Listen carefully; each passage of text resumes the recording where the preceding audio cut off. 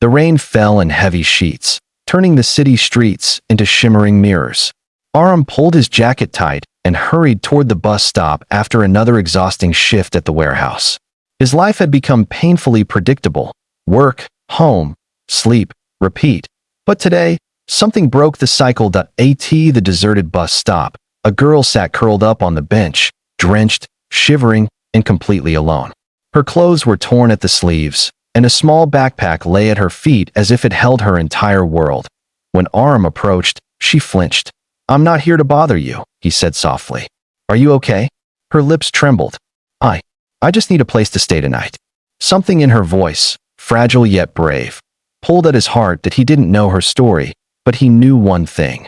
She shouldn't be left alone in the storm. Aram took her to a nearby tea stall, offering her warmth and a cup of chai.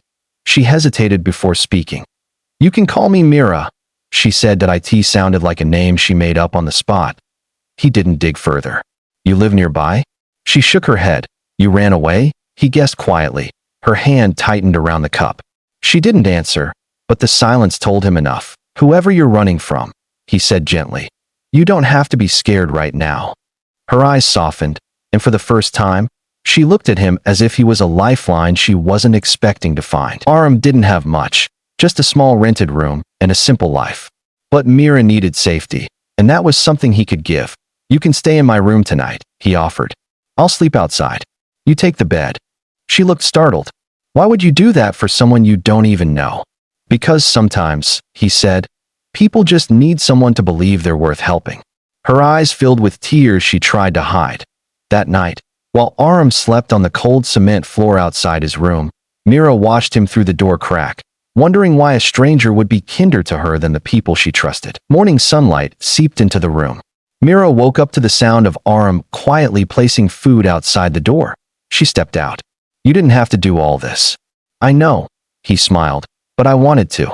For hours, she sat in silence, until suddenly she blurted, "He tried to force me into a marriage." Aram froze. "My uncle," she continued, her voice shaking. "I refused. So he locked me in a room. I escaped last night." Aram felt anger rise inside him, not at her, but at the cruelty she endured. "No one," he said firmly, "should be treated like that. You're safe here." For the first time, Mira felt hope. Just when Mira began feeling safe, danger found her again. That a black SUV stopped near Aram Street. Two men stepped out, asking neighbors if they had seen a runaway girl. Mira's face turned pale. "That's them," she whispered. Aram immediately pulled her inside. "We'll figure this out." But Mira was trembling. "If they find me, they'll take me back." Aram clenched his fists. He couldn't fight powerful men, but he could protect her, even if it cost him everything. That evening, the SUV returned, this time stopping right outside the building. Someone banged on the door. "Mira, open the door," a harsh voice shouted. Mira backed into the corner, terrified. Aram whispered, "Stay behind me." He opened the door a crack. Two men pushed forward, but Aram stood firm. "There's no girl here." One man sneered. "Move aside." Aram didn't in that moment. He knew he might lose his job, get hurt, or even be dragged to the police, but he didn't move. "You're not taking anyone from here," he said through gritted teeth. The men eventually left, realizing the neighbors had gathered and were watching, but Aram knew they would return. The next morning, Mira looked at Aram with determined eyes. "I don't want to run anymore," she said. "I want to live my life, and I want to report them." "You don't have to do this alone," he replied. Together, they went to the police station. Mira told everything. Aram stood by her side the entire time. The officers took the case seriously, especially when Mira revealed a shocking truth. Her uncle wasn't just abusive.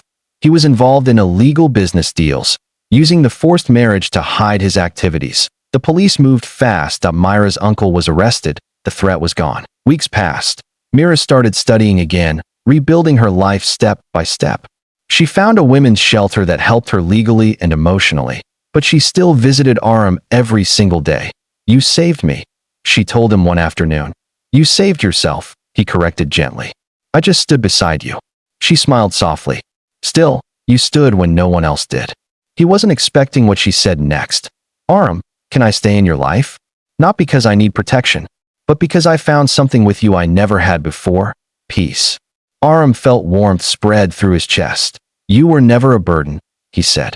You were the rain that changed everything. And under the same sky where they first met, their new life began. White heavy checkmark story completed chapter by chapter if you want. Heavy checkmark a thumbnail prompt heavy checkmark search optimized title heavy checkmark Urdu version heavy checkmark more chapters heavy checkmark a longer 50 to 700 word version just tell me. I'll generate it.